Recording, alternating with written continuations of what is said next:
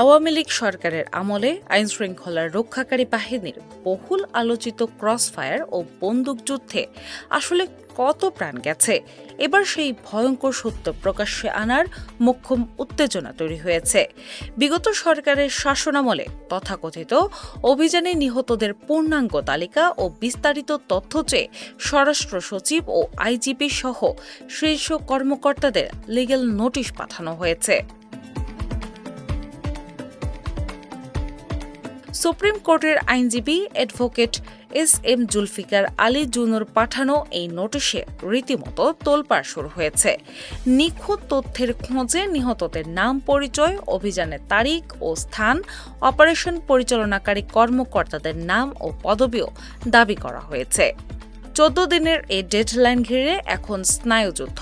স্পষ্ট জানিয়ে দেওয়া হয়েছে, নির্ধারিত সময়ে যদি ময়নাতদন্তের রিপোর্ট, তদন্তের ফলাফল ও নিহতদের তালিকার আইনানুগ জবাব না মেলে তবে সরাসরি হাইকোর্টে রিট দায়ের করা হবে।